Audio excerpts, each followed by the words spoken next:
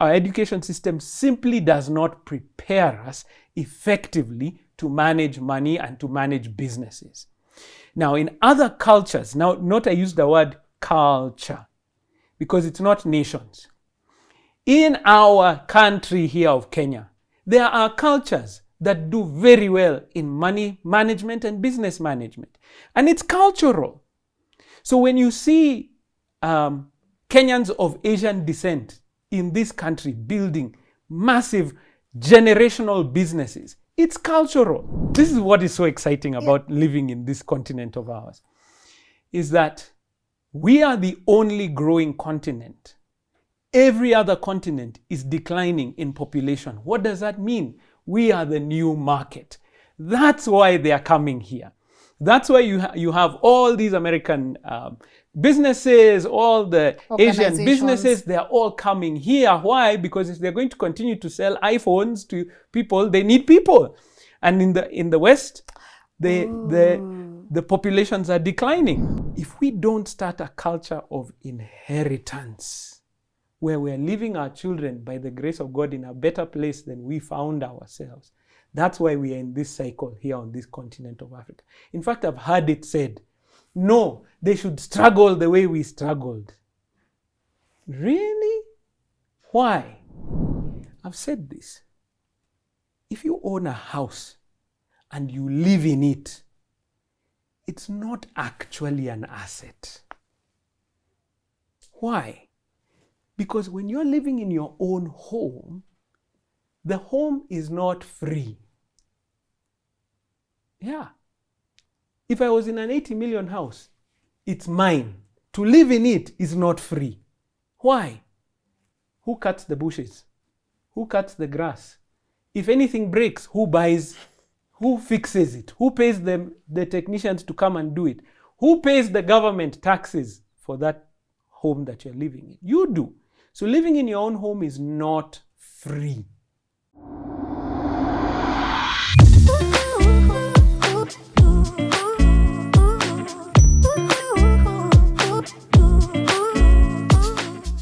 A very good morning to you and a warm welcome to LNS Rebuilding Series. My name is Lynn Ngugi. Guys, when I tell you dreams come true, they obviously come true. I've honestly wanted to enroll in a certain program and I kept procrastinating. One day my friend Jay Blessing was just telling me about it and I was like, should I or should I not? And now to get to meet the man who runs that organization, who leads that organization, really makes me happy. I don't want to spoil anything. I want you guys to hear it from him. But then to have this conversation, because I said when we are doing this series, rebuilding series, I want us to rebuild everything. We are rebuilding emotionally, financially, spiritually, and now to be able to have a conversation and ask all the questions I've always wanted to ask: money matters, investing, saving, side hustles, all those things. To get to do that with him is obviously, and or like I just feel really honored to be able just to sit with him and have this conversation. And this is the part I tell you guys, please continue being obedient in your gift, because your gift will make you sometimes interview people you think you are never meant to interview. I'm not even gassing you up right now, guys, but it makes me happy when I encounter such men and to be able to have them on this show and they share their knowledge with you. Of course, so I'm gonna let him introduce himself in a couple of maybe seconds, but before that, allow me to say thank you to our amazing partners of today's conversation.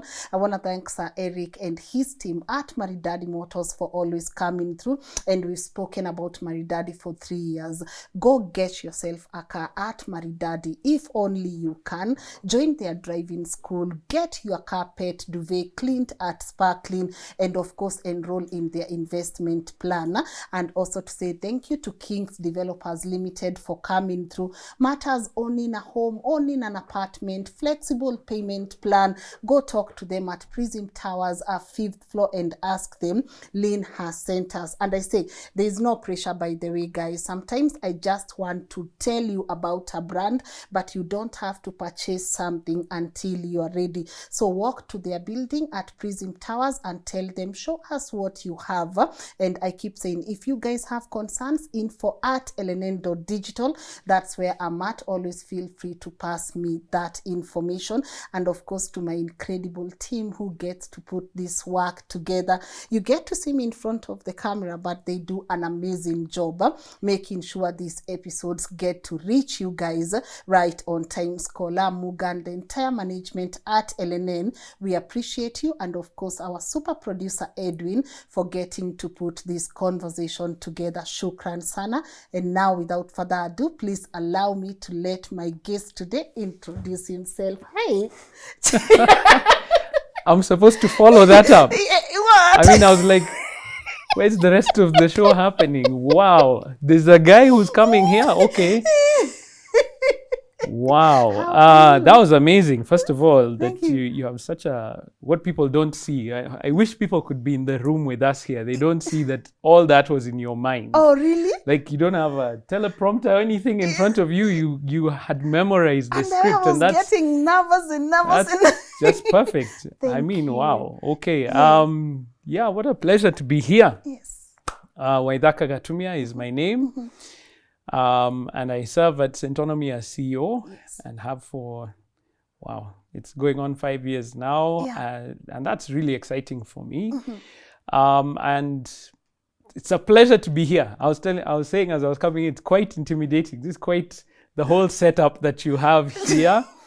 And you have such an amazing audience, so it is a pleasure to be here. Yes. Thank you. Thank you so much, Yes. for honoring our request to even come on this platform. Yeah. And one of the things I am very intentional about even on the show is helping people grow, even matters finances, because I feel like we can, if it's not a 360 thing, if you're not growing your health, you're not growing your spirituality, you're not growing even matters finances, one of them has got, like, you will suffer at some point. You will suffer. But I don't want to get to the topic, but because you told me when we were having this conversation earlier, I happened to ask you something about the show I had in the morning, and you said you are Christian, and the Bible forms a foundation for so many things, right? Yes. And one of the things I've been using on the show is something I saw on social media, a bridge. And they've been, so they were using an example of Russia, China, and Kenya, right? And they asked that if Russia, they have issues, they are gonna, so that bridge is now, this is the person, has to get there, but then there's a hole here. So they use technology, invention, and they get to the end point, right? Yes. China does the same. Invention, technology, whatever. You see them at work, they get there. But what hurt my feelings is how the African, how they did that with the Africans, So they said an African man will pray, and then fall down. Yes, and then fall down. Okay. Yes. I hope not. I think maybe that's some of the experiences that are there. And this technology that you're using here, called the media, is extremely powerful. Yes. And the stories that other nations tell about themselves are very powerful. When you hear of things like, we here in Africa still hear about this amazing thing called the American dream. We're told about the excellence of German motoring and their engineering. We're told of the culture of excellence in Japan. And this is a result of the media until you actually go to these places. I know that you travel around quite a bit. And in those countries, don't you still find poor people? Not even poor people. Yes. To be honest, there's one I went and I couldn't wait to get back Exactly. home. So the human condition is the human condition around the world. It's just that in certain nations, they had maybe a head start, or in the more recent past, there was the issues around colonialism and other things where there was a huge amount of wealth that was amassed over a short period of time. And because you don't have anywhere else to take it, it's going to kind of trickle into the economies that you have. That does not mean that we don't have innovators here in Africa. And in fact, many of the innovations that have been done in Africa are not spoken of much around the world. And I think it's time for us to begin to tell our stories. Yes.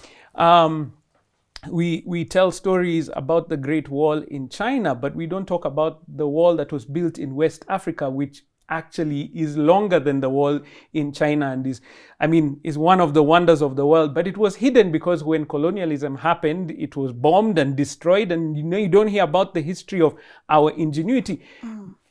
The pyramids this day, which nobody knows how they were built, where are they built?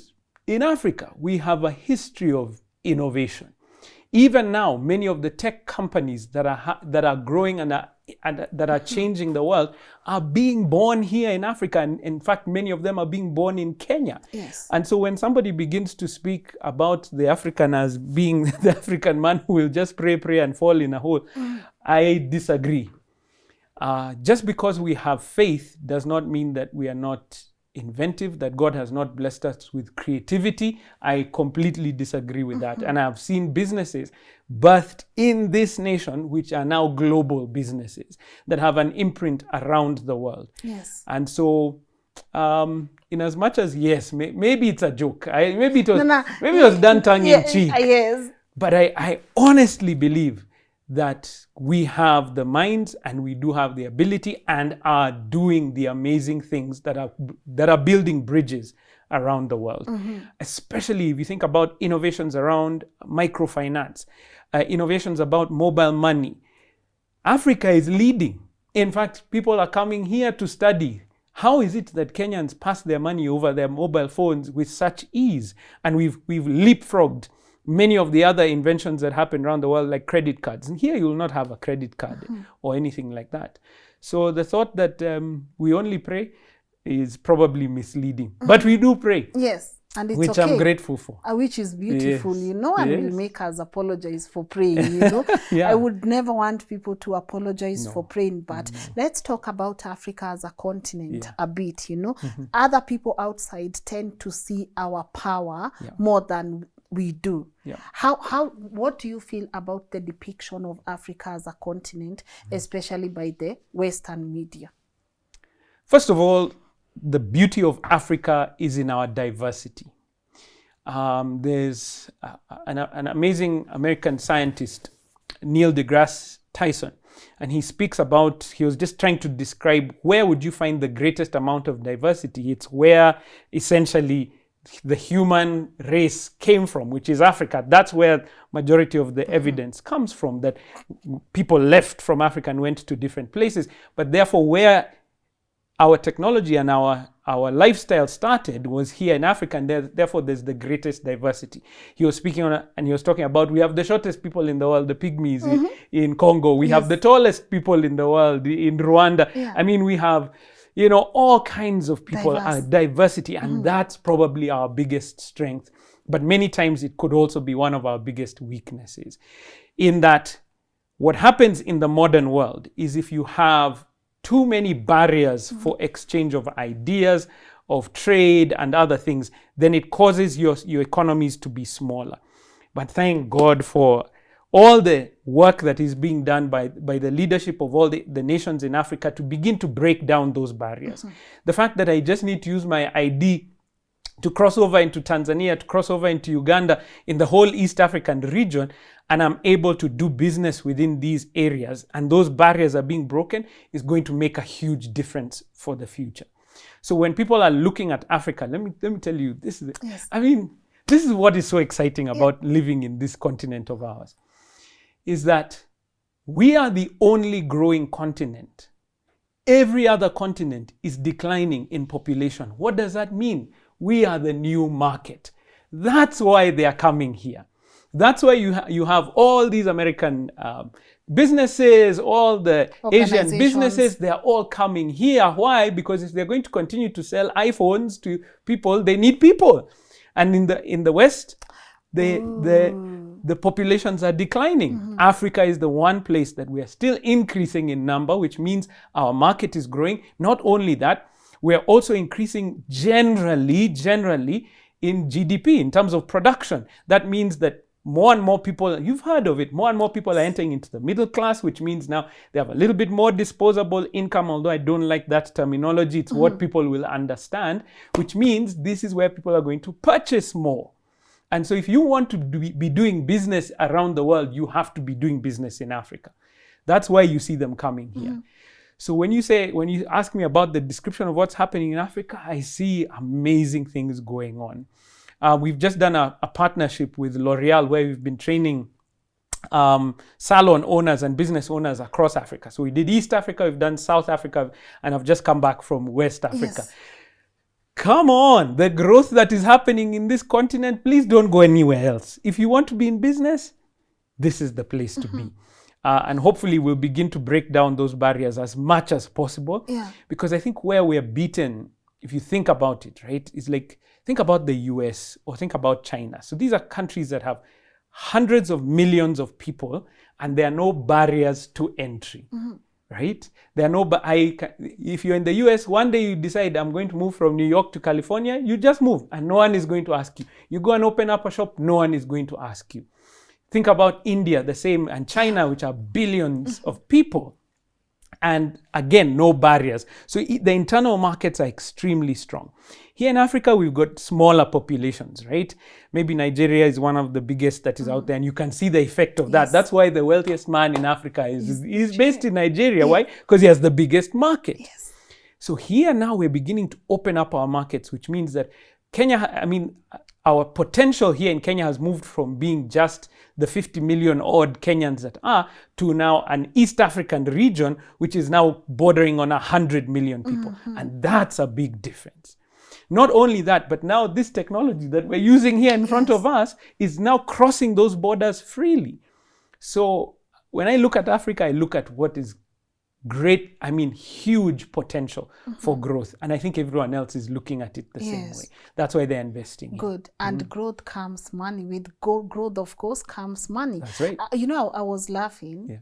I saw this article, I think it's yesterday, Meta, that's Facebook and Instagram, saying now Kenyan content creators can start monetizing their content. Long overdue, if you ask me. It's been long overdue. But that, for me, if I was to use an example as myself, if I'm going to put my content, I stay away from putting it on places that won't benefit me. So I don't do it I just do small shorts on Instagram and Facebook. But if they are going to monetize, that means more money, maybe, for the platform. Long overdue. But then, if I get that money first, and also a lot of people in Africa are starting to get money from different, places. How, from where you're sitting, number one, how is our relationship with money? How is, as Africans or even as Kenyans, from where you are sitting, how is our relationship with money? Because for me, I'm going to have to get classes. I'm going to have someone teach me. Or, you need help because these are not things that we were taught. Maybe before we go to how is our relationship with money, our education right now as a country, is it going to benefit us when this growth comes? Because why do we have the growth coming in and then we are third world citizens in our own country? We need someone to lead this organization. You get them from the US, you get them from China. So they give you the basics just to make sure they have a population of Kenyans in that company. So I'm going to touch on two things: our education system and also our relationship with money. Okay. Now you are making me a politician. No. Which is dangerous. No. But I will try and be a little bit organized in my thought process. I think there's great opportunity in offering need-based education.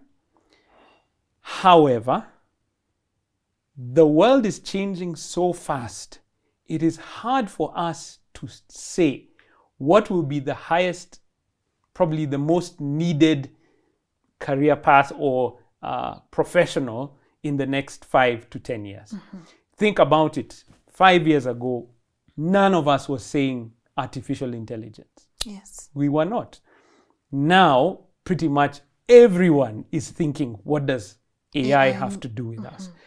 So what we're looking for, I think, is an education system that will prepare you for change, which means you have a good, strong baseline. you probably are able to get, and I see so much investment going into the STEM areas and bringing everyone into the STEM areas, because that's probably the general area that the growth is going to happen. But who knows?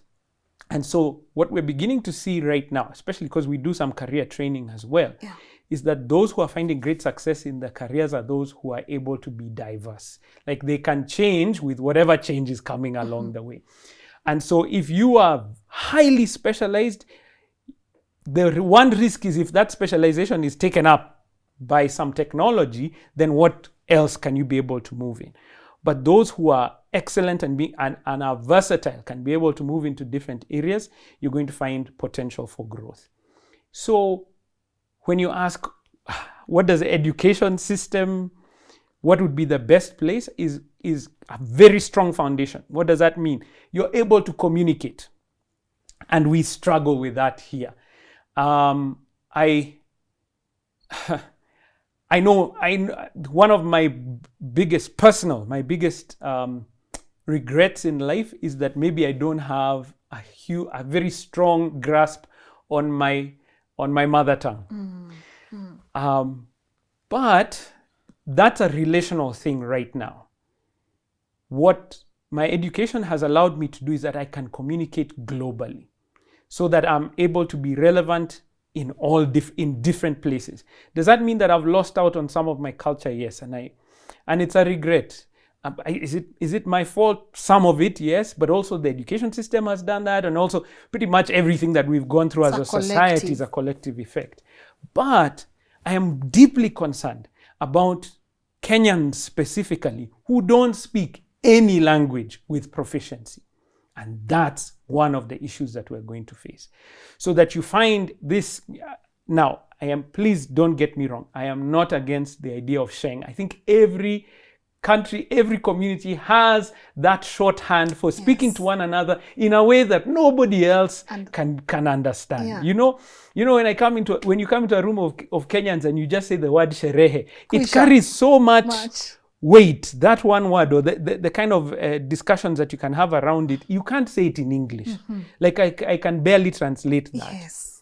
But when I walk into a room and we walk into a group of young people, I'm telling you, in primary school and high school, who cannot speak Swahili or cannot speak English effectively, that is dangerous. Take it further than that, many of them can't even speak their mother tongue. So you're not effective in any language, and communication is the key. We are in the information age, and communication is the way that you're going to function. And so if you can't be able to have an effective, you can't sit in an interview and present yourself well enough. You can't be able to sit in a place like this and have a discussion at a high level. And that's where we are going to struggle the most. And so I saw my wife do this, and she inspired me. Last year, she was doing some work with some schools around our community. And she just realized, she was there she's a life coach, and she was there to help them to begin to figure out what are the talents and the gifts that God has given you, and how can you begin to work towards them in your education system. And she was hoping to do that. But when she got there, the first thing is that a standard 8 cannot read. How do you expect that person to function beyond that position? So we have to build on the foundations of communication. Whichever language it is, become proficient in it. And you know why? Look at the vernacular stations that are growing amazingly in our nation. So those who are proficient in their language have a job. But those who do not, they find it difficult to function in the world. So get language right. Number 2, get the basics of critical thinking. That's why mathematics is really important. So the basics around how do you solve problem solving, that kind of area of world, and then general world knowledge, that's what's important. Because if you have those 3, then wherever you're placed in the world, you'll be able to find a position for yourself. But we are struggling in those areas. So when you talk about it, now even take it further and you say now around personal finance. Wow. That's why Centonomy exists. That's why we are a business, is that because our education system simply does not prepare us effectively to manage money and to manage businesses. Now, in other cultures, now note I use the word culture because it's not nations. In our country here of Kenya, there are cultures that do very well in money management and business management. And it's cultural. So when you see Kenyans of Asian descent in this country building massive generational businesses, it's cultural. When I talk to, I'm telling you, when I talk to Kenyans of African descent, and I say, look at your neighbors there, look at your neighbors. That business has been running for 3 generations. Have you had any fights? Have you had any issues in court and other things like that? No. Why? Because I always give this example. There's a butchery just down from where I live. And I go and I was buying meat from this place. Guess who was taking my money and giving me change? A 7-year-old. What do you think that 7-year-old will know about money and about business by the time they finish school? Because they're not even learning it in school. Where are they learning it? At home. But for many of our businesses, we struggle because I can see the whole team that is here. Do your children even know where you are? Do they know how you produce? Muga. Yes, ask the questions here. Do they know how you generate value? Because when you see it in the Asian community, they do it as a community. Your children know. So by the time I've gone to businesses that are 3rd generation. You're talking about now businesses that have been going for over 50 years. And nobody is hearing any issues that are going on there. Why? Because it is cultural. Now, in other states around the world, they actually do a little bit of personal finance training in schools, and I would advocate for that, because if you're able to start managing and thinking about how money works, how you develop, I think that would be a huge difference for us. Yeah, because that's what they are teaching. Because eventually, after you go to school, you get yourself a good job, money is going to come, but these are not things that we learn. So when money comes, it gets confusing. And if you don't watch out, then people will be asking, but I thought she was a celeb, so where did she take the money? You get what I'm asking? And that leads me to this question. How is our relationship with money? You have asked me a very difficult question, because I don't think it's uniform. Let me describe it this way. It's getting better. God. Why? Because of people like you and your wonderful team here who are getting the message out and allowing a platform for us to begin to have honest discussions around money. And so the more, it's so humbling, because now I walk down the street, I go to different places. I was just at a business yesterday, and this young man came up to me and said, I follow you on social media. You came and spoke at my university. I've been listening to what you, and I'm trying to do what you're doing. There's an awareness that is coming up around money. And I think that's what we should focus on. It's getting better. It's getting better because now we're talking about it more. If you talk, I think you were talking about what are some of the things that past generations struggled with. We never used to talk about money. Like I honestly don't remember any discussions with my parents around money specifically, how to manage it, what they do with it. I think we were encouraged a lot, and I thank God for my parents though. Let me just say that. They encouraged us a lot and said, don't get, married to one job. Always, try different things, try get into business, all those. So there was that sense of going to the world and discover. But we never actually sat down and say, okay, how do you save? What do you save? How do you invest? What do you invest? You know what I mean? That's where we struggle. And I think if we are to define how our relationship is with money as Kenyans, it's getting better. Good. That's encouraging to me. Because I love that we are having this conversation. I always say anything that is disturbing me as a person, I can sure bet it's disturbing a couple of other people, know. But I want to use let me just use a very general example. Because once you get into that working environment, you start earning your salary. Because today I want you to walk us through the mistakes we make with our money, where to invest our money and which are the best places for us to be able to invest our money. I get into this job, I'm earning 40,000. They're going to deduct whatever they got. I go home with my 40,000, right? What is the first mistake I'm likely to make with my money, and what are some of the things I need to start avoiding from, that phase? If this is going to yield results at my entry point in a job, these are the things I should not even do with this money, and this is are the things I need to do with my 40K. Wow. So first of all, thank you for giving a more realistic number than I've had in many other places, because I'm always shocked during interviews when college students start saying that my first salary should be 100,000 plus. I'm like, oh, okay. Oh, good luck. Well, good for you, and I wish you all the best in finding that job. But anyway, some people maybe at that level, maybe they have that skill set that requires 100,000, no problem. But 40,000 is a good place to start. Okay, and especially if you are educated, that's not a bad place to start. You're asking, what are the mistakes that you watch out for at that level? Can we go even before your first job? Yes. You know where our issues come from? The home. Because as parents, we don't teach our children these basic principles. We are teaching them how to spend everything. Can I give you an example? And this one I'm allowed. My wife allows me to tell this story. This was her experience, so she has allowed me to tell this story. Okay. So she had her first job, exactly the way you described. She went, she got the job, worked for a whole year. At the end of that year, thank God for older brothers and people around us who are mentors to us. Her brother came to her and asked her, so you've been working for a year. Where's the money you've saved? What have you put aside? 0 for 1 whole year.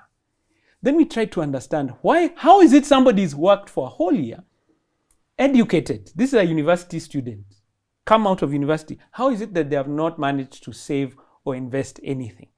Then you start looking into the past, and this is what we've seen. Yes. When you're in high school, when you ask your parents for money, how do they give you? They ask you like this: what do you need it for? You need it for blue band. This. Yes. So they do the maths, yes, and they give you exactly how much you need to go and spend. So what do you do? What are you training your children? When you receive money, what do you go and do? You spend all of it. Wow. It's training. It's actual training we're giving our children, is that you teach them by giving them exactly what they require. Yes. You're not teaching them discretion. You're not teaching them saving. You're not teaching any of those. You're saying, here's money. When you receive money, what do you go and do? Use it. You use all of it. So what do people tend to do, especially around their first job, and they receive money? They go and do what? They spend all of it. All of it. In fact, this is the example that I give in the class at Centonomy. We say this is what happens. See, your income has suddenly increased because you got a job. So now your income and expenses, this was the gap. But what do you immediately do? Now I have a job, so I move out of my parents' house, so I start paying rent. I start buying my own food. I start doing all so the gap between my income and expenses remains the same. Get a better job. What do you immediately do? Move to a nicer house, but get a car loan, do all that. So that's number one, that we don't have a plan for managing exactly what we have. We tend to say, whatever comes in, goes out. So we need to watch out for that. Number two, and it's, really part of what we've discussed right now, we don't have awareness. We don't have awareness of where our money actually goes. In fact, I was going to do an experiment with your team here. I'm tempted to do that experiment. Do it. I don't know how many of your team members here know how much they spent on their M-Pesa charges last month. Scholar? I do it with me. Seriously, I encourage, in fact, even the viewers who are watching, just go through your M-Pesa messages from last month. Now, please allow me to say this. In fact, the head of M-Pesa is a good friend of mine. Yes. And M-Pesa has changed Africa. Africa, not just Kenya. And it is truly made our lives better. but even good things can be misused. I only use it as an example because it is so pervasive, it is everywhere. It is everywhere. Okay? Yes. So I'm not against M-Pesa, Yes, please. yes. In fact, Safaricom are one of our best clients. I'm just saying that We are even using one it of the as products that they produce, we can misuse. Yes. So first of all, people don't have any idea how much they spend on charges. That's me. So in fact, you don't even know how much money passes through. So I encourage people, just go through your M-Pesa messages for 1 month and just add up the transaction costs. Not how much you sent, not how much you receive, but the transaction cost. Why am I saying this? Because it's an area of lack of awareness. Can I take it even further than that? It's not just M-Pesa. I'm using M-Pesa because it's our biggest bank. If you think about it in Kenya, if you think about it's our biggest bank, most of us use it. Think about your bank. Do you know how much your bank charged you last month for all your transactions and things? Most of us have no idea. So if you added up all your bank transaction costs and all your M-Pesa charges, in this room, I challenge you, do a survey within the team here. Some of you could buy a plot by the end of this year with the money that you'd have spent on transaction charges. And it's because we have become so used to it that we forget that there are other means. Now, listen to what I'm saying. If my cousin calls me up country and says, well, I need some money, can you send me some money? M-Pesa is the best tool because I don't have to travel there. I don't have to go to a bank.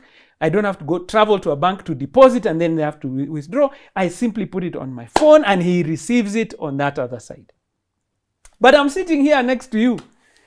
Lynn, I owe you 1,000 bob. Instead of going to my pocket and removing 1,000 bob and giving it to you, I go to my phone.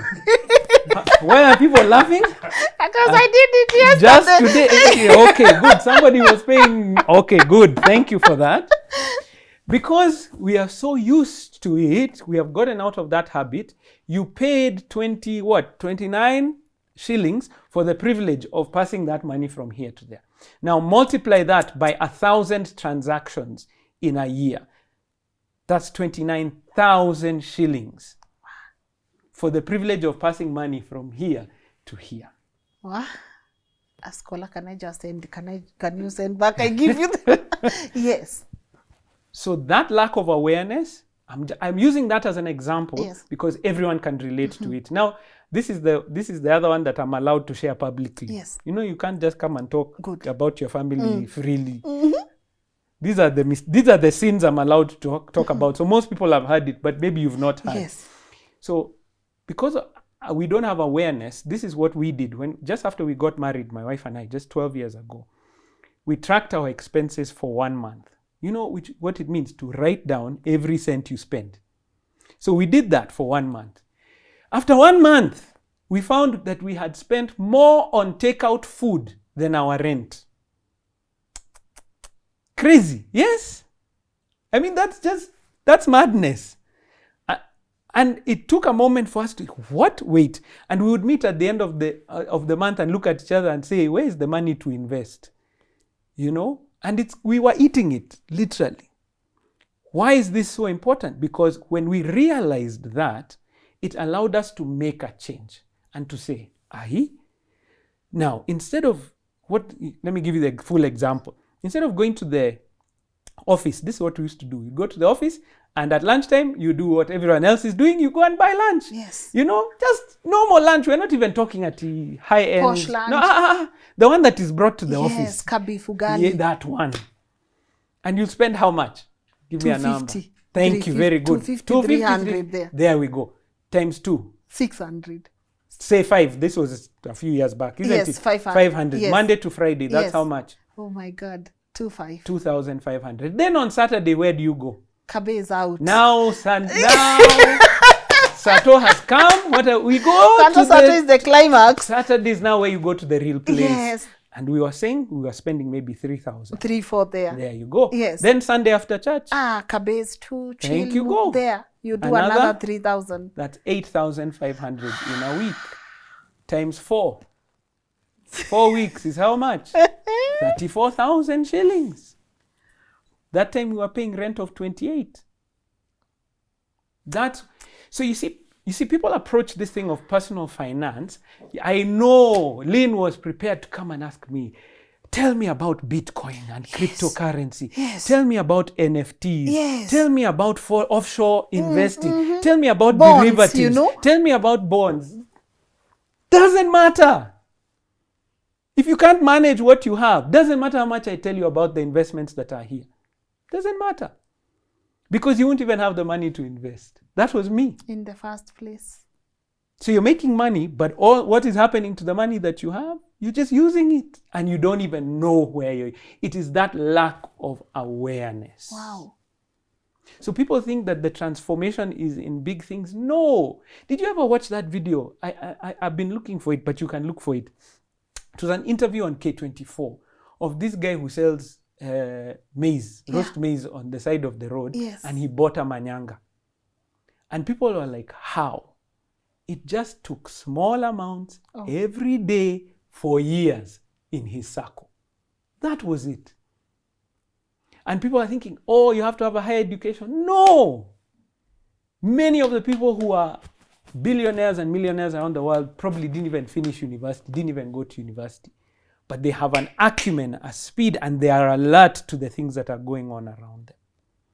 So, from my example, just so that you can hear what that means, is that when we realized we had to make a change. And it's not that now we are saying don't go out, don't ever, because that's the other thing people hear. When they hear me talking like that, they're saying, oh, so we're never supposed to have fun in our lives anymore. I'm never supposed to go out. In fact, that's how Centonomy started. Because our founder, Washeke Ndwati, did this calculation for herself. She said we were spending about 400 shillings on lunch at the office. That was her calculation. Then she realized that 400 shillings is the money that will take our whole family on holiday at the end of the year, debt-free. So instead of looking at it as that I'm denying myself something, because that's what it is that you're organizing yourself for the things that you want. Organizing, keyword. You are organizing yourself. So you're not just, it's not about self, because, it's like people who fast. If you just fast so that you lose weight, if you notice those people, you'll just gain the weight back afterwards because you didn't build discipline into it. Yeah. It's about continuously eating a normal amount of food. It's the same thing. It's about continuously with an outcome, because that's the other mistake that we make. So we talked about the first one is that, first of all, we have poor lessons, isn't it, from our history. Number two, we have a lack of awareness that is going on here. And number three, just so that you get context to what we're talking about, we have no goals. Can I be clear about what I mean by we have no goals? We have dreams. We have dreams. Let me tell you, we have dreams. Coupled with a lot of motivation. You listen to Waithaka and you say, yes, dreams. Holidays in Europe. We have dreams of owning our own home. Dream. What? There's a difference between a dream and a goal. You see, a dream everyone has. Yes. Even my children, young as they are, they tell me about, oh, Daddy, I want to have this. Daddy, I want to have that. Dad, I want this. Wonderful. And we encourage them. But they don't have a plan. Because when you have a goal, it's different. So people say, I want to live in a nice house. Good. Which one? Because which house do you want to live in? Because people say, I want to live in a nice house. Which one? Because there's a difference between the house that is down the road from you and there's a house that is in the estate that you would like to live in, like this wonderful place that you brought me to. This place is so lovely. If you want to come and live in a place like this, there's a number. It's probably what? 70, 80 million to be in this place.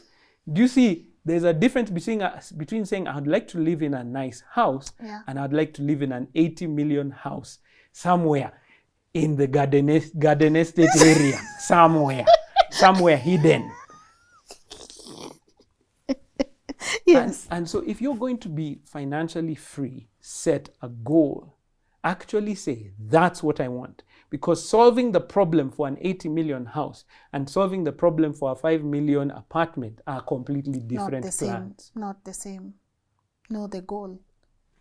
So when we realized, and that's what I'm saying, when we realized you can't continue to spend that kind of money and you don't know. And by the way, that's just one item on our list. That's the one I'm able to tell you that we're spending on takeout food. Yeah. If I told you the other ones, you'd just be so embarrassed for me. But when we began to take notice of that, we changed our lifestyle. Now, does that mean we don't go out? We still go out. But we have already done the planning and the investing in advance. And we have changed the solution, because the solution is not don't eat lunch. You have to eat lunch. Guess what we did? We hired a guy called Japheth to come and cook for us. It was cheaper to have a chef come and cook for us in our house than to eat 34,000 shillings of takeout food in a month. And we were providing entertainment. I bet so many of the viewers here were saying, oh, you should cook for yourself. No. Which lifestyle do you want? Hey, there you go. Listen, my friends, you cannot shrink into greatness. You can't. So you solve the problem for the lifestyle that you want. Yes. Now, I'm not saying be indisciplined. I am not saying just be frivolous, but I'm saying solve the problem for the lifestyle that you want. Beautiful. At Centonomy, this is our mission. Shift mindsets so that purposeful people can create wealth and live abundantly. Yes. It's not just, it is about that abundant life that you want to have. Now, when you say it and you make it an actual goal, don't just say, I want to be rich. That means nothing. Describe it in full.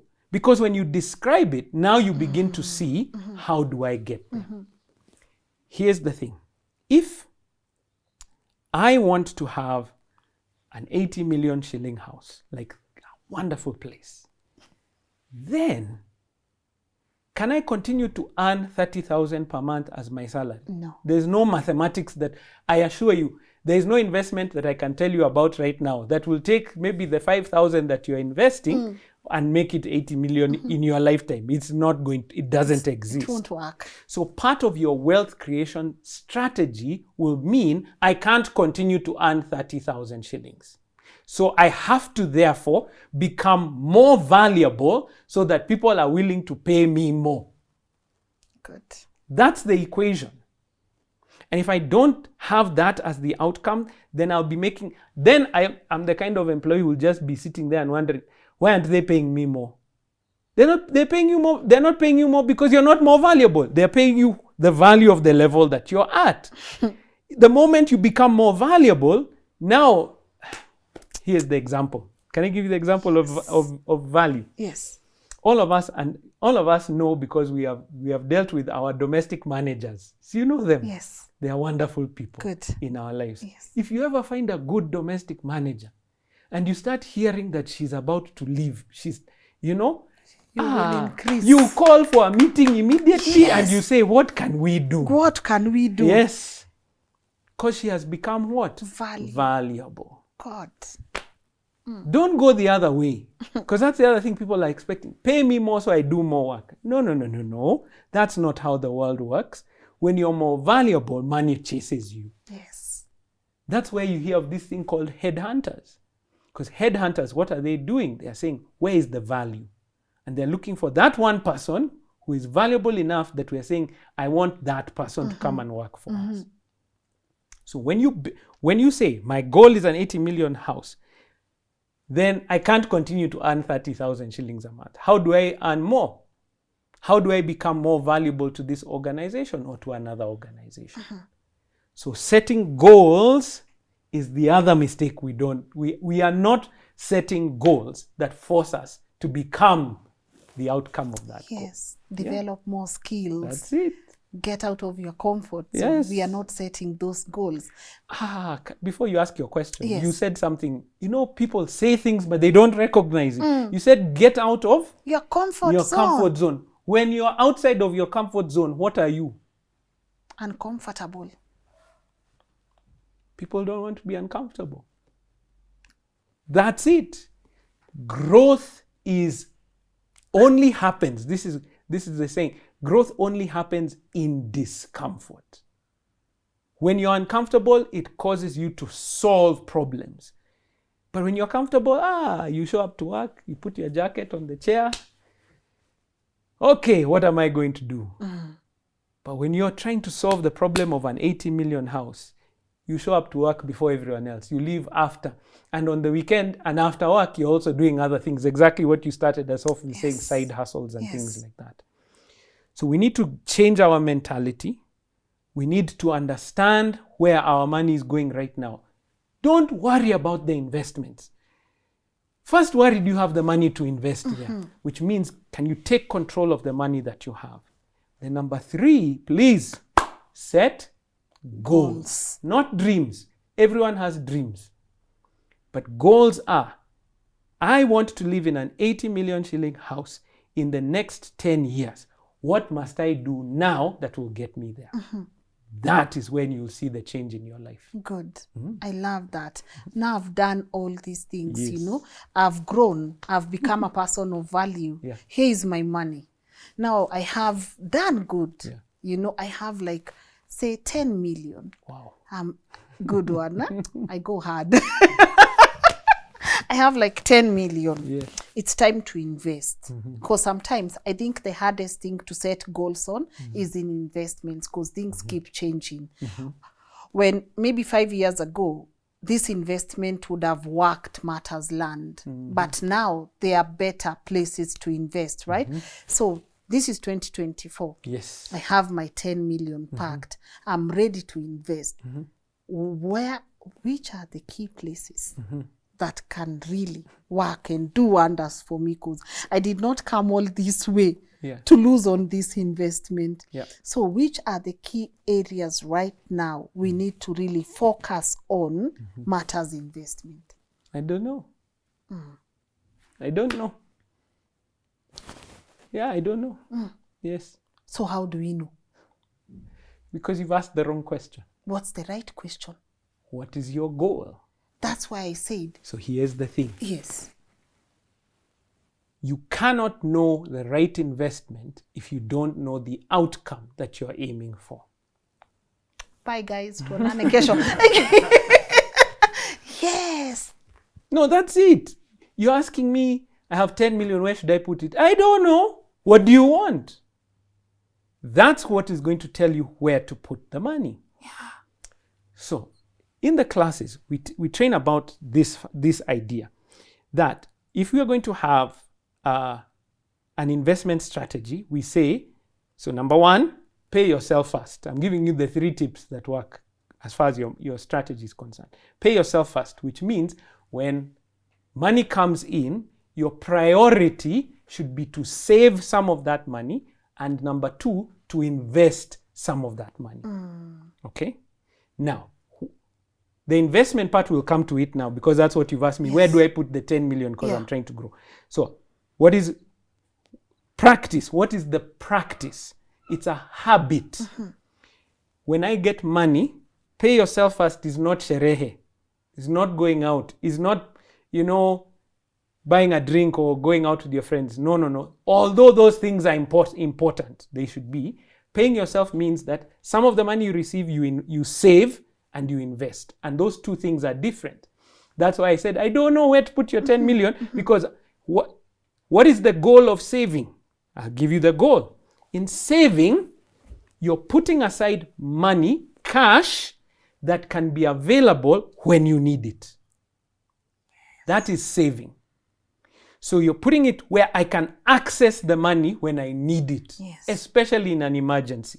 That's why, in general, from our research, women do better at saving than men, because they put aside money, because there's this sense of, ladies in general, I'm generalizing, at least from the research shows, that women want to have more security. So they put cash where they know, if I need it, I can find it. So in the short term, ladies tend to do better than men, because in the short term, if any shock comes, the price of bread has gone up, they have some money that they can be able to get. But there's this other issue called investment. Why? Because saving, you're putting it where it is safe and you can access it. What does that mean? If there's a lot of security around it, it means that there's no upside. What does that mean? There's no higher interest or return on it. That's why your savings account gives you what? 5, 15%. No, savings. Not Savings. fixed. Not fixed deposit, savings. Because fixed Savings deposit is gives- long-term and larger amounts. But your savings account is giving you 6-7% maybe. All right? In this country, what is the inflation rate? It's higher than that. So what does that mean? In your savings account, your money is actually reducing in value. Why? Because it's growing at 7, maybe 6-7%, but inflation is 8-9-10%. So what's happening to the value of your money? It's reducing. So should we save 100%? Yes, because in the short term, you need some cash. But number 2, you have to also do what? Invest. Here's the difference between saving and investing. Investing now is putting your money where it will beat inflation. It will grow faster than inflation. So that's tip number 1, isn't it? To pay yourself when? First. So when money comes in, your priority is what? Save some, invest some. Then you survive on the rest. That's that 40K that you're talking about earlier on, 40,000 shillings. When it comes in, based on your goals, you save some, and invest some, and then after that, everything else follows. All right? If you're a person of faith like me, you pay your taxes, you pay your tithe and offering. After that, you pay yourself. Then you now begin to pay everybody else, your landlord, the bank, the supermarket, all these other people that are trying to pay. They come later. Why? Because if you pay everybody else, including your relatives, I think everyone here has relatives who call and ask for money. If you pay everybody else first, there's nothing left. So what are we doing? We are changing that equation. You pay yourself first by doing what?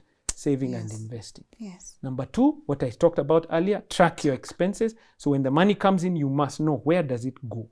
Because when you know where it actually goes, not what you think, because most of us, our budgets are in our heads. We spend around 15,000 on groceries. Most people say 15,000, likely they spend 30. But it's because they don't know. When you're going home every day, you stop and buy milk and bread. You've never added that to your grocery list. The number 3, focus on assets. I'll come to that shortly. So you're asking, this 10 million, what should I do with it? What is it for? What are you hoping to achieve? What's the goal? Because when you know what the outcome is, then you make the investment that gives you the outcome that you want. Why? Because now, overall, investments have 3 elements to them. Some, they preserve your capital. What does that mean?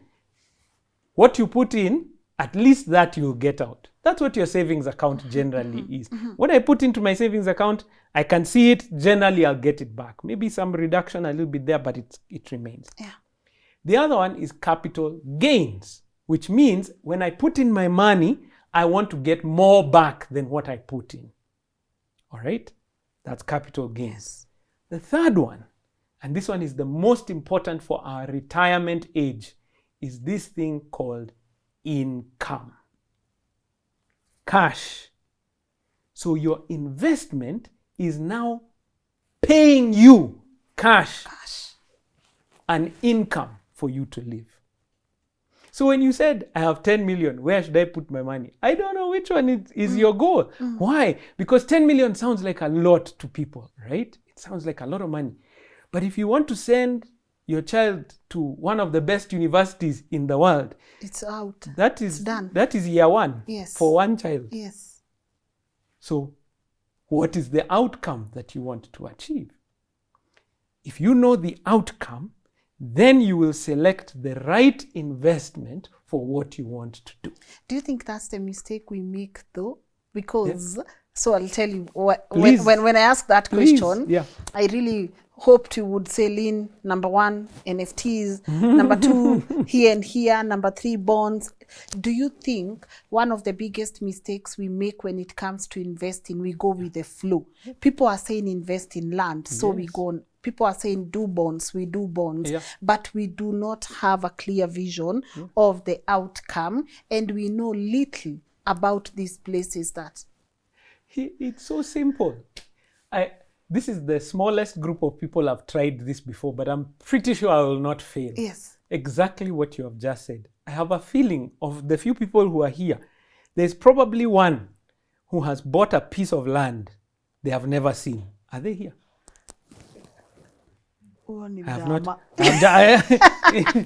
Just walked out of the room. I am sure out of the thousands of people who are watching this, there is somebody who has bought a piece of land they have never seen. Why? Because they were told, do what? Buy land. If you watch any of the work that I've ever done on media and other places, I never come and tell people, buy this investment. Why? Because I don't know what the outcome is of what you're aiming for. So when you're doing a personal financial plan, that's exactly what you do, is to say, I want in the next 5 years to have a house here in this area. Therefore, I am now taking this action of buying that piece of land. But many people just buy land because they had, on the radio there was an ad saying land, land, land. Or they saw it on TV, land, land, land. Now am I saying is land a bad investment? No. But what are you buying it for?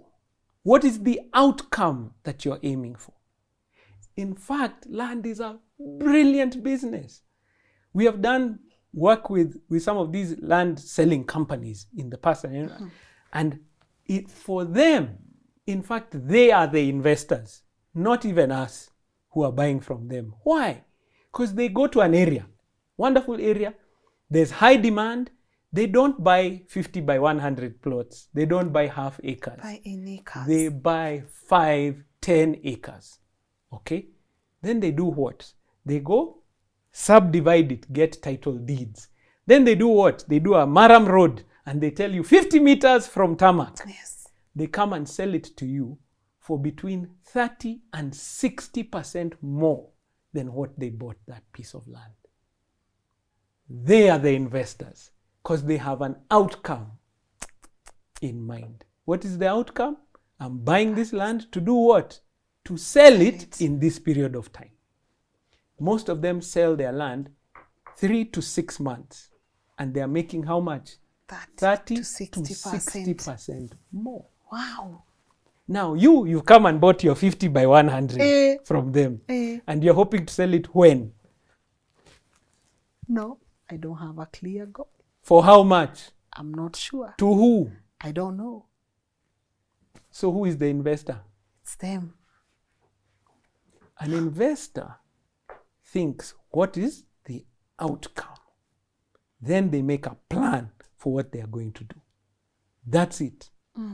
So when you said, I have 10 million, what should I do with it? I don't know. You know because of the outcome. And so when we're taking people through the classes at Centonomy, we tell them, in fact, that's the first question you write in all caps on your piece of paper. You write, what do I want? Because if I know what I want, I make a plan to get to it. Yes. So let's take your 10 million in place. If you have 10 million and you're asking yourself, I'm still young, I remember it's 10 million. Maybe your goal is an 80 million house. 10 million is barely the deposit for that house. So are you going to make the deposit? Or at the same time, are you going to say, okay, I have children that I want to go to certain universities around the world. Can I put some of that money aside and it starts growing and starts developing for me in order to get to that place? So your goals begin to inform you which investments to make. Oh, I'm going to build a house in that area and that place. So now you're buying that land with an outcome, which is in the next 5 years, I'll build a house.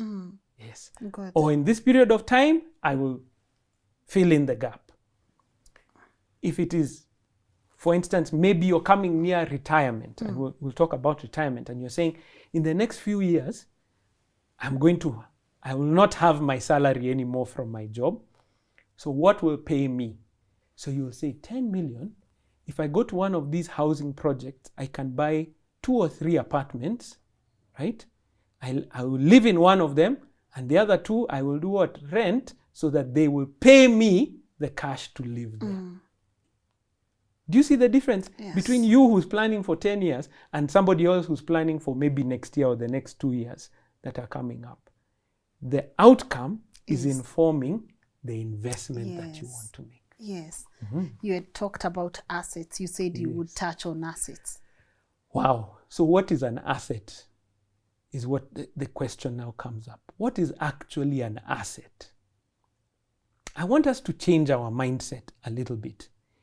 And I want us to begin to understand that an asset is not something just of value that you own. An asset is something of value that you own that puts money in your pocket. So I want you now to think of all the things I own. How many of them put money in my pocket? Right now. Yes. Uh-huh.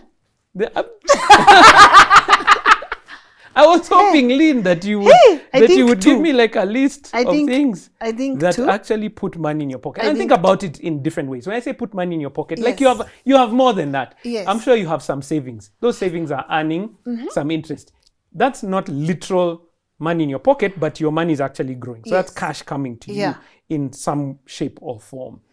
I said, many of us, you talked about it, have pieces of land somewhere. Okay. Without the outcome of I will sell it at some point to someone, it's sitting there. It appreciates. It appreciates. So it's giving me money, but not just now. But when? When? And how much? Did you see the difference between you and the investors we talked about a few minutes ago? Them, they know it is in 3 to 6 months. I'm selling this. I'm not just selling it, I'm making between 30 and 60%. Which means if I bought this land for 5 million, or let's make it a round number, 10 million, I'll be having 10.3 or 10.6 within 3 to 6 months. So yours, when? I don't know. So we now need to begin to think. And you see, the thing is, it's appreciating, correct? So when you sell it, you will have cash. But you sold it. So next month, where is the cash coming from?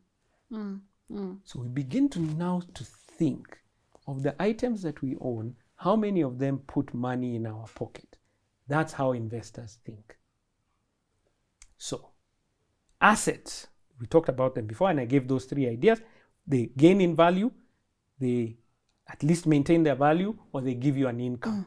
But I want us to really focus on that idea of income. Why? Because that's where wealth is. I didn't define wealth earlier on. Yes. When we talk about wealth, think about it this way. Wealth is the ability to live the lifestyle that you want without having to work. What does that mean?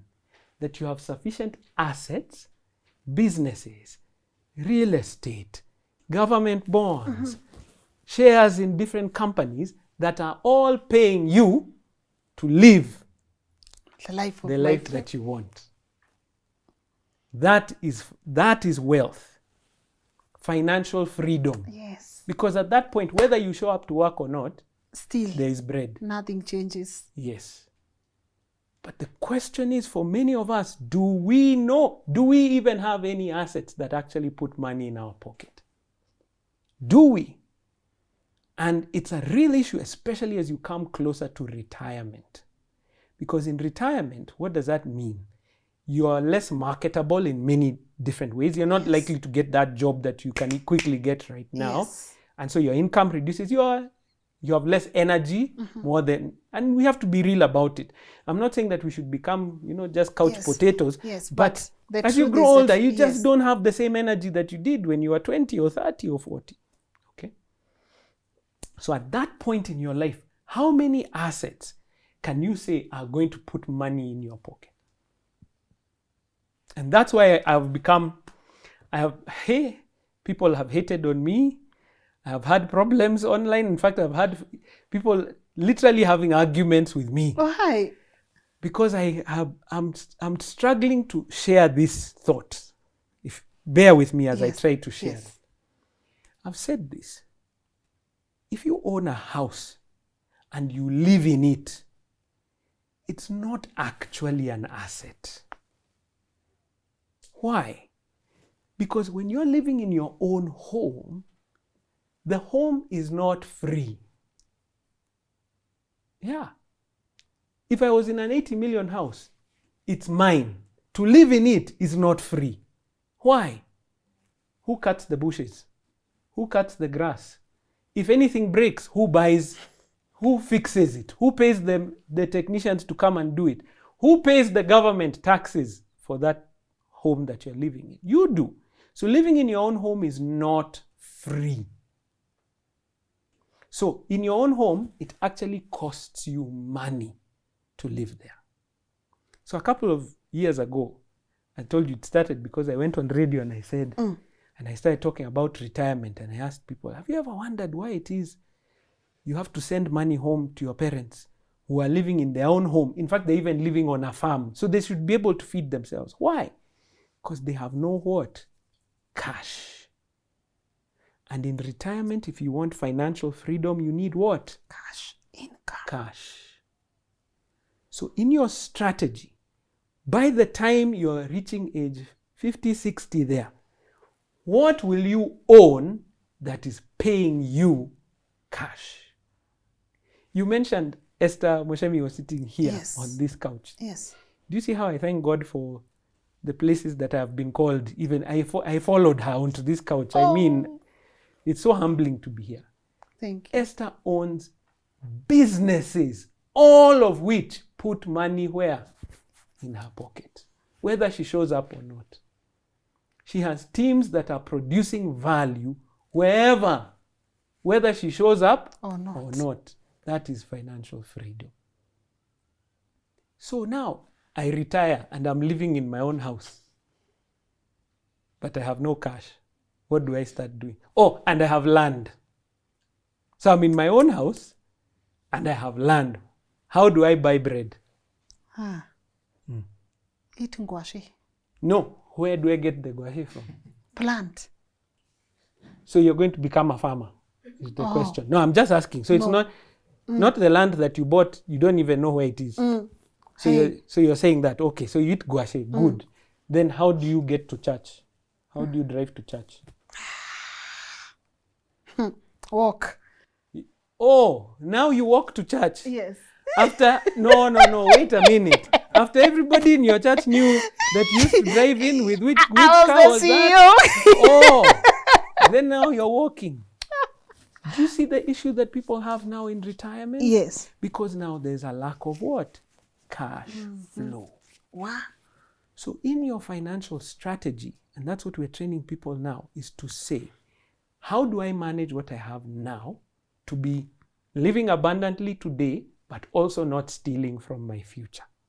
Because my future also matters. I need to be investing today to take care of my future. And not black tax your children. You said it, not me. This time you said it and not me. And think about it this way. The world is changing. My grandparents had many children. 10 children were taking care of 2 people. Think about it now. My parents, and they had 3. Us now, what our generations now having? 2. Yes, soon very much. 1. So how will all these children be taking care of you now? In the same way. It's not sustainable. And we talked about it earlier. Yes. We need to take this to the next level. Come on, as Africans. And we have to say, look, leave an inheritance for your children so that they're not starting at the same level and fighting the same fights that we are fighting now. Can I tell you a short story? Yes, please. They did a study in the US. And that's why I'm talking to people who look like me. And they did a study of students, African-American students and white students coming out of college at the same level. So they're the same education level. They go into the market and they're earning the same salary. But they're talking about years later, the white student is so much further ahead than the black student. That's where this story, the word that you used, black tax, came from. Why? Because this black student has 10 people who are dependent on that same salary that they have. Not only that, but at some point for the white student, at some point they inherited, most likely they inherited a home. Yes. And they inherited a home from their parents or their grandparents. So one of their biggest asset investments that you're talking about in life has already been taken care of, and the black student is still trying to catch up. If we don't start a culture of inheritance, where we're leaving our children, by the grace of God, in a better place than we found ourselves, that's why we are in this cycle here on this continent of Africa. In fact, I've heard it said, no, they should struggle the way we struggled. Really? Why? Why? And it troubles me. Sorry, now I can preach a little bit. Okay. It troubles me because even Christians say that. And what does the Bible talk about a good man, a righteous man? He does what? He leaves a inheritance for his children and his children's children and generations to come. Let's do that. Wow. That's how we begin to build wealth in our continent of Africa, if we can begin to do those things. Yeah. But it cannot happen, Lynn, until we know where our money is going, we make some decisions and make some plans, set some goals. Then that's the point at which now you go and you engage investment experts. Because when you go to an investment expert, here's the thing. If I'm an investment expert in real estate and you come to me, what solution am I going to give you? Real estate. If you go to somebody who is in the share market and you ask them for advice around, what will they tell you? Stocks. If you go to somebody who's a fund manager and they do bonds, what is their solution that they're going to give you? Is going to give you bonds or unit trusts that are there. If you don't have your own plan and ambition, that's what it is. So that's why I'm very careful when I come onto a platform like this and people ask me, where should I put my money? My question to you is, what do you want? Outcome. Because when you know the outcome, then selecting the right investment becomes very easy. And you retire a happy woman. Yes. Living the life. Yes. Cruise ships. Depending on what you want. If that's what you want, actually, if you're saying cruise ships, then now let's do the mathematics. And that's what we do in the class as well, is we begin to say, okay, good. How much does that cruise ship lifestyle of yours cost if you look at it monthly? Yes. So you put a number and say, maybe it's me and my husband and that's it. So 2 million. 2 million is a lot. If it's just the two of you, and all you need is just, 2 million is a lot. No, maybe 700,000. Yeah, I'd say 200,000, honestly, for two people, and you're saying 200,000 a month. Yes. Where? To Diani. That's for Diani. But if you want to go to France. And sorry, Lynn, I apologize for stealing your dream. I didn't mean to do that. No, for France. If it is, no problem. Put the number down. That's what I'm saying. I never stop people from dreaming and I never stop them from making a plan. Yeah. If that's your plan, no problem. Put the number down. But please understand, 2 million now is not the same as 2 million in 10 or 20 years from now. Yeah. Just so that you begin to understand, this thing called inflation is real. I think now we are becoming aware of it. We are feeling it. Much more, but it is a real thing that we have to take account for. And so please understand this. If you're living the lifestyle of 100,000 today, to live the same lifestyle, you will need probably in the next between 10 and 15 years, 400,000 to do the same. So the question is, what will be paying you 400,000 in 10 years' time? Because that's the life that you want. Yes. So if you're saying 2 million, it means generally, from my experience, you need to own businesses that are going to pay you that income amount. That much. It is unlikely you're going to have any other kind of source of income. But you see, you've said it. Now you've put an actual number. You said 2 million shillings a month. What will pay you 2 million shillings a month? That's what you start planning. So I'm very careful around those things. I can speak about the investments in general, but I will never come and tell you, especially on a general platform like this, put your money here. Yes, because I appreciate that. The investment is not, and anyone who is in the investment industry, they'll be very careful about telling you how to invest, because it's personal. That's where the whole personal finance came from. It's individual based on your outcomes. Yes.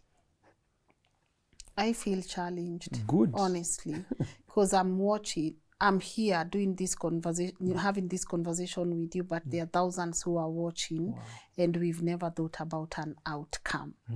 I asked you a very genuine question. I'm not saying I have 10 million, but no, we know. I'm not saying I do, honestly, but yes, because you have it, and the next step is investing. But then there's a gap here, and that gap is goal and outcome. And I feel that that's the part a lot of us skip.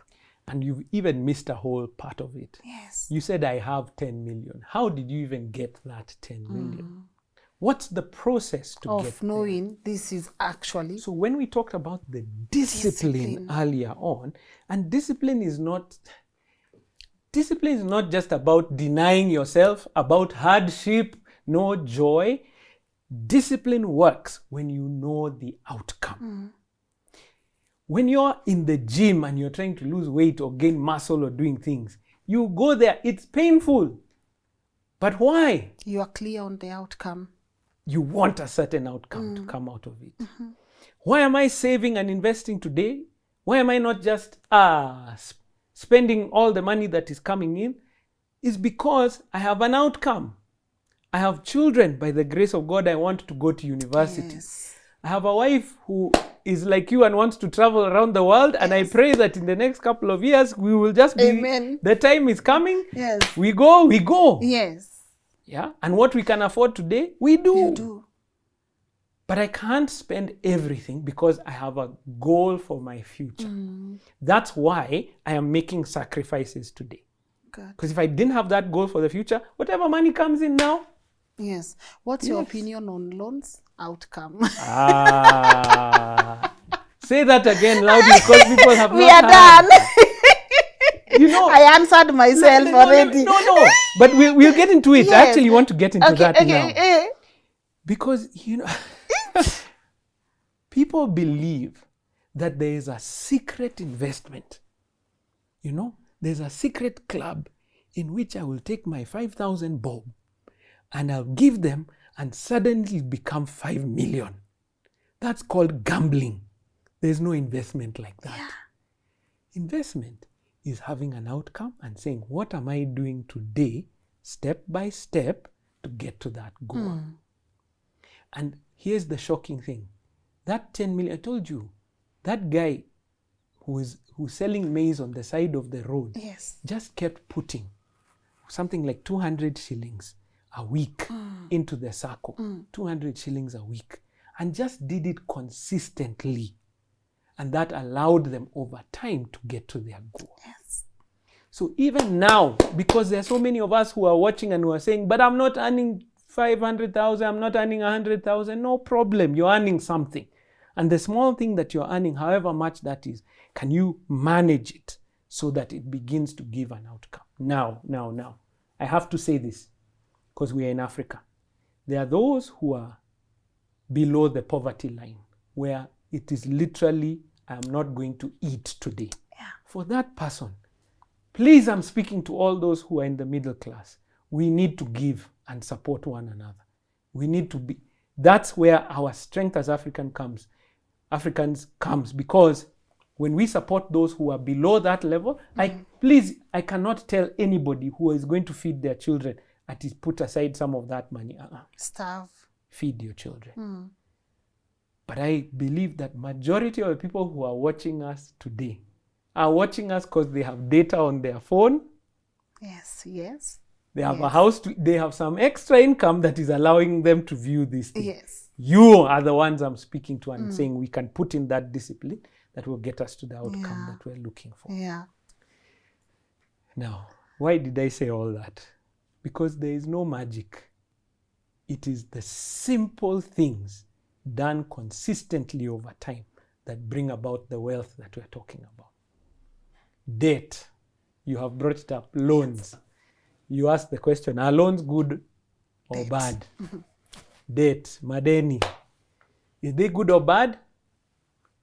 Here's the question. Is fire good or bad? It's bad.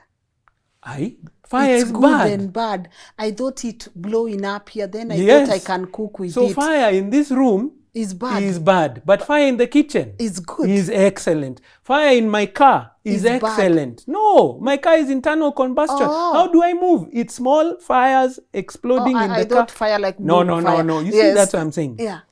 So fire is neither good Nor nor bad. bad. It's about where it is used. You got me there. So, same thing with debt. If I borrow for, now I'm going to use technical terms. No. I should not use technical terms. You should. No, let me simplify. Okay. If I borrow to eat today, and I'm talking about those who have enough money to eat. Yes. But if I borrow to eat today, that's called consumption. That's bad debt. Why? Because I will never recover that money. It's gone. And not only have I lost that money, but I'm going to pay for the privilege of using that money. Can I give a problematic statement? Yes. Okay, let me try. Oi. If I borrow, now hear what I'm saying. Okay. I'm using very specific words so people don't misunderstand. Yes. If I borrow from somebody money Yeah. to buy a car, that is bad debt. Now, did I say the car is bad? No.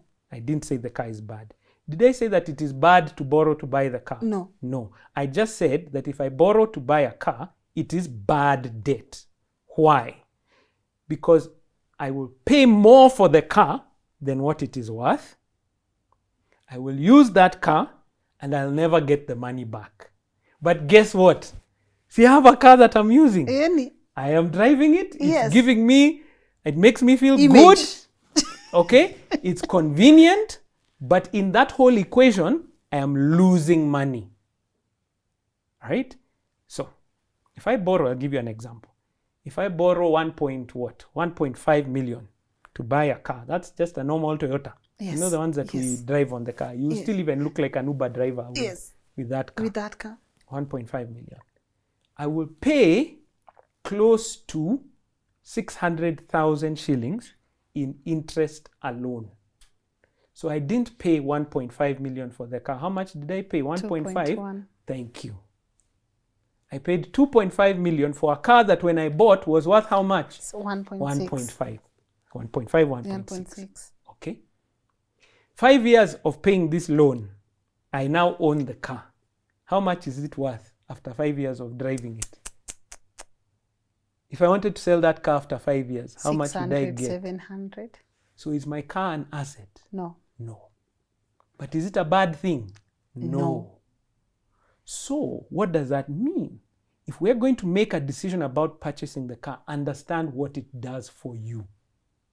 So that maybe you will make the decision and say, okay, then do I actually need a car that's 1.6? Or could I get a car for 1 million Yeah. and pay less and still get the same convenience? Yes. You see Powerful. the choice. Yeah. Let's do another equation. If I took, now instead of taking 1.5, 1.6 million to buy the car, if I borrowed 2 million, yes, and instead of buying one car, I bought 2 or 3. Now, I've seen you guys, I've seen the cars parked around here. I've seen what it's like in this office here. Wow. That means that you have used Ubers. Yes. You have used an Uber. So you have used an Uber chap. Did you get where you're going? Yes. Is it a car? Yes. Does it work? Yes. So use it. So get one, use it, because you need a car to get from point A to point Z. B. Buy 2 others and put them on the road as taxis. Now you have bought what? An asset. Because an asset does what? Puts money Income. in your pockets. You have a car and you have an asset. Yes. But when you come and park it here next to the other cars I saw parked outside over here, what will people say? Hey, you're an Uber driver. Yeah, no problem. But But guess what? Those 2 taxis that are on the road will be paying the entire loan for you and give you change for fuel in your car. income. So Smart. between the 2 of you, who is more wealthy? Me. Smart. So is debt good or bad? Depends. Depends. If you're borrowing for lifestyle, if you're borrowing to keep using, or what we say for consumption, Yes. it's bad debt because you're not getting a return. But if you're borrowing in order to purchase an asset that puts money in your pocket, that's how the wealthy make money. Big businesses don't use their own money to grow. They don't. They borrow from a bank, go build another factory, and eventually that factory will pay. They don't use their own money. That's the difference. But they use that money not for showing off, but for actually assets that put money in your pocket. Financial freedom. Thank you. Hey, muko na swali? God. But I mean, so here's the issue. Yes. Here's the problem. Yeah. So people will listen to this interview and they'll be like, oh My God. what? Have you? In fact, I hope they'll be at a date or somewhere and they'll be going through their messages and transaction costs. I hope that's what's going to happen. Yes. I pray. Yes. And then what? Now you know. So remember we talked about we're getting better. There's awareness. Awareness is now not enough. It's in the action that the change happens. That's it. So how can you execute if you don't have the knowledge and you've not invested in it? So this is the time. If you're going to make your first investment should be in knowledge. So I want you to buy books. Come on, there are so many books on personal finance and they will all help you. Buy them. Napoleon Hill, Think and Grow Rich, Robert Kiyosaki, Rich Dad, Poor Dad. There are so many. One of my good friends, she's also in personal finance, Rena Hicks. She has a book called Money Wise. Buy that one. Our founder at Centonomy, Washek Ndwati, she's written a book called Making Sense. Buy that book. Why? Because now you start getting the knowledge for application. Yes. Take it further than that, Lynn. So we've been running classes at Centonomy for many years. And people always come and say, this is the one statement almost every class we run comes back. People say, I wish I knew this 10 years ago. And I tell them, guess what? Centonomy was there 10 years ago. Where were you? Because what's going to happen when you're in that environment of learning is that it moves from just knowledge, awareness, to knowledge, and then into application. And people will say, oh, but buying a book costs me money. Oh, that class costs me money. Yeah, it'll cost you money. Knowledge costs money. But here's the thing, it'll save you millions. When you come into the class and you learn about how to repay your debt in advance, instead of paying it back in the small chunks that you have been taught, instead of paying that whole 600,000 in interest on the car that you bought, you can pay up to 200,000 in interest and save, what are we talking about? 400,000 shillings from knowledge. So the class is 50,000 bob, but you have saved 400,000 shillings. What's the duration?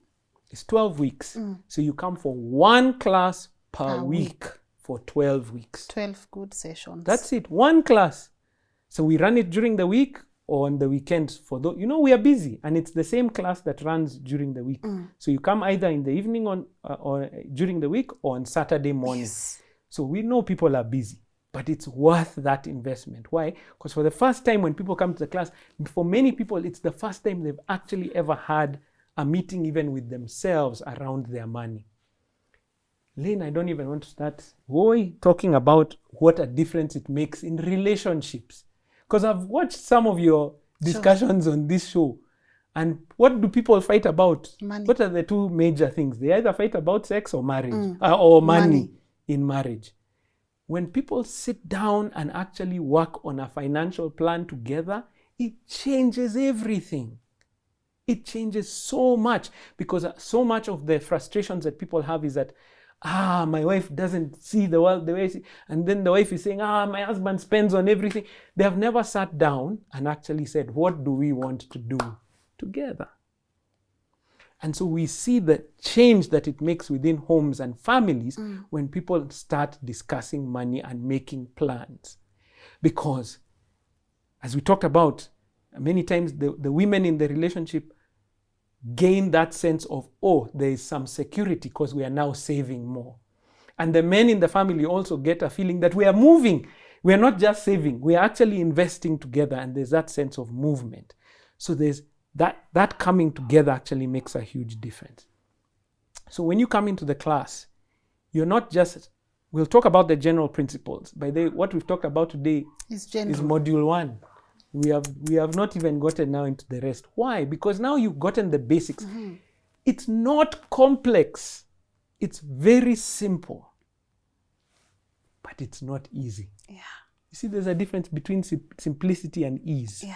Something that is, guess what? Our brother Eliud Kipchoge, did he do anything complex a few years ago when he ran the marathon in less than 2 hours? All of us can run. Yes. But can any of us run a marathon in 2 hours? No. It's simple, but it's not easy. So what now we begin to do is you will make the sacrifices that are necessary because now you know what the outcome is.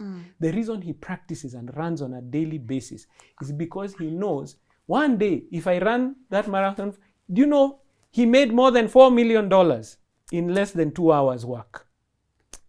But it came from the discipline over his lifetime. And that's what you learn in the class. What's the outcome? So that people, we've had couples who have bought their home and then it's just the two of them and they say, oh, guess what? This thing can be an asset to us today. It becomes so easy for them to move out of their home now because they're still young, they're still moving, they're still traveling, they don't need all the rooms in that house. They're renting that house. That house is actually paying off the mortgage for the house, the people who are now renting that house. And they're saying, these people are paying our mortgage while we are building the wealth. It's still our home. So when now we need the home, we go there. We will go and live there. So the choice becomes so easy. People come into the class and they say, I've been burdened by debt. I am in debt. I have a mobile loan. The funniest guy. Oh my goodness. This guy he had borrowed from his wife. His wife's chama were chasing him. Do you know what I'm talking about? His wife's chama were actually looking for him. This is how burdened he was. And it took just a few small shifts in his lifestyle and saying, how do I start paying it off in an organized manner? Who can wait? Who cannot wait? And you put together a debt plan so that he was debt-free within 2 years. But he had never seen the outcome until you actually make a plan for it. So we talk about the general issues around personal finance. We talk now about how debt works. So in the class, I wish I had brought my laptop here. I would have given you the whole thing. We would have looked at how that equation actually works and how you can pay down your debt as easily as quickly as possible. Not easily. Oops. As quickly. Wrong word. Yes. As simply as possible. Then now we talk about financial planning. Financial planning again is simple. We all know it, but we don't practice it. So we know, guess what? Life will cost more in future, but we're not doing anything about it. So what do we do now in the class? We are being very specific and saying, okay, I want my child to go to Daystar University, or I want them to go to USIU, I want them to go to UON, whichever university it is, in the next 10 years. In 10 years, how much will it cost them to go to that university? You find it's 5 million shillings. Sure. Instead of saying, we hope, people always ask, Waithaka, what do you think about these education policies? Do you think they are good investment? They could be, but many times you take the policy, but you don't know which university. So in the class, you're able to work out, it's 5 million shillings in the next 5 years. So what do? I work backwards and say, what investment must I do now to get 5 million in that time? So that when my child is going, I'm good. I want to live this kind of lifestyle. Hey, the cruise lifestyle. In the next 20 years, when I'm retired and I just get 10, on a 10, no problem. 10, I think 20 years is a long time. Those are problems of young people. Yes. I understand. I have no problem. If it's in 10 years' time, what does that mean? I need assets worth this size within this period of time that will pay me. So now your strategy becomes, how do I build those assets today? It's clear. Then we get into the investment classes, because now we have the right questions for the investment experts. Yes. So in the classes now, we outsource. We actually go into the industry to find experts on real estate, to find experts in mutual funds, unit trusts, government bonds, those financial instruments Yes. that are available. We get experts on shares in the stock market and investing in businesses. Those are the three main areas that we focus on, because they're a good template for you to be able to apply it to any other investment strategy that is there. And if you learn the principle that is there, you can apply the same principle to other investment strategies. But now you are in that class with the right question. So you're not just there to find out about how does real estate work. So now you know. Where do I invest? Or where do I invest? Yeah. No, because you see, everyone will have that. In fact, all the investment experts, they fight this for the students to come to their investment. So that's the most interesting thing in the class, because the guy who comes to teach about bonds and unit trusts will tell you those are the best investment. The lady who comes to teach about real estate, she'll tell you real estate is the best investment. Now it is for you, because now you have made your decision. You know the outcome. Which one is going for. Then at the end of the class, we now begin to talk about how to protect your money. So we talk about issues like insurance. Why is insurance so important? Because there are some emergencies in life that if they come, they can really mess your plans. Medical. You talked about if there was a fire here, God forbid. If this house burnt down, what would you do? How would you be able to recover? That's what the power of insurance is. Then we talk about estate planning. So estate planning, when people think about it, they think, oh, it's only about when I die. No, it's about how to organize your assets so that they function for you now and in the future. Yes. And especially for Africans, we struggle with estate planning, because many times part of it you have to think about, I will die at some point. Yeah. What will happen to my estate? But we don't plan. And now in the class, you're being taught by an estate planning lawyer what to do in that scenario. We also talk about taxes. Hey, KRA is real. Yes. How do you manage your taxes efficiently so that you're paying what you should be paying and not a penny more? Can you get some benefits out of it? So many people don't understand. I can get tax relief if I pay towards my pension.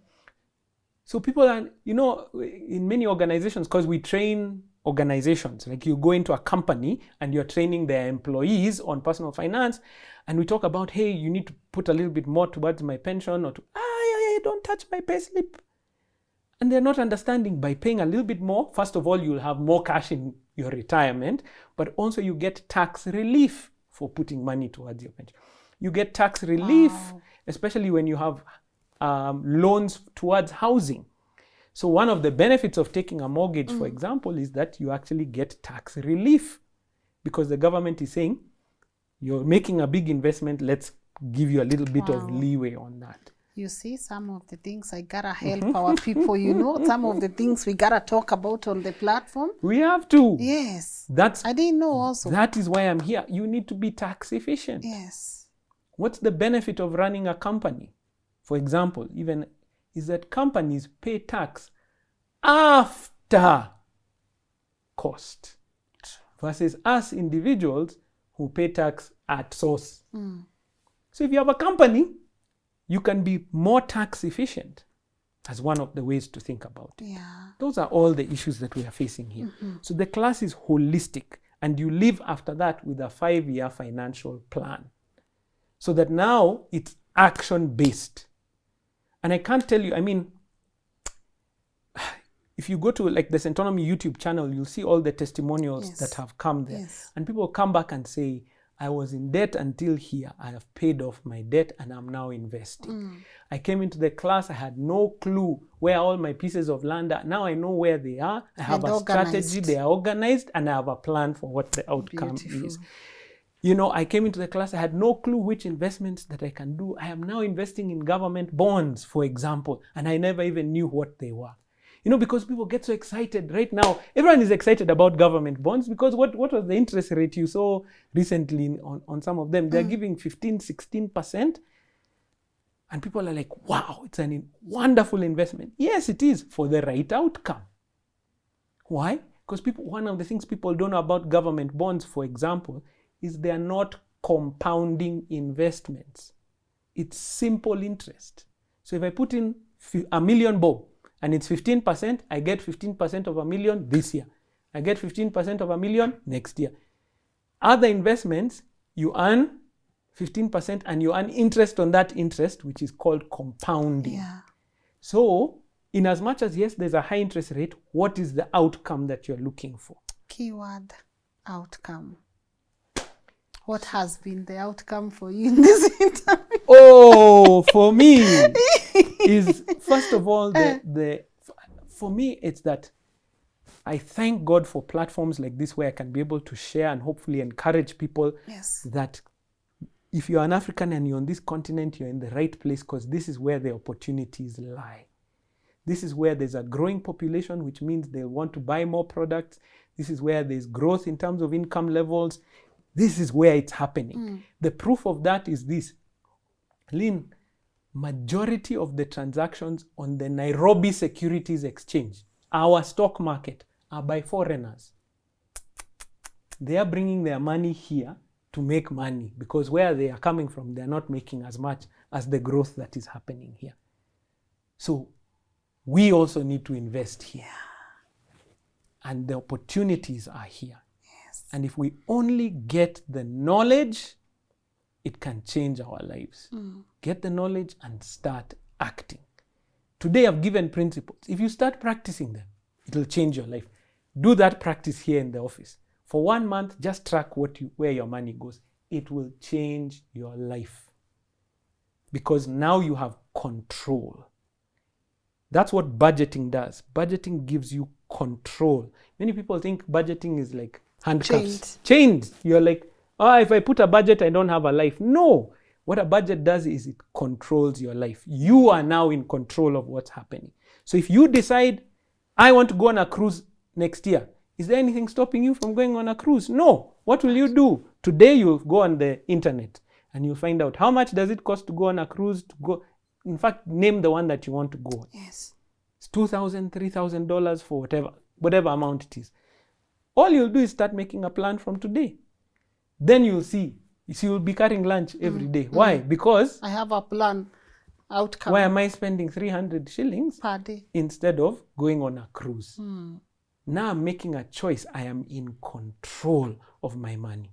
Wow. And most people feel out of control because the government wants, my relatives want, everyone wants my money, but I have no control. So we want to give you back control. Thank you so much.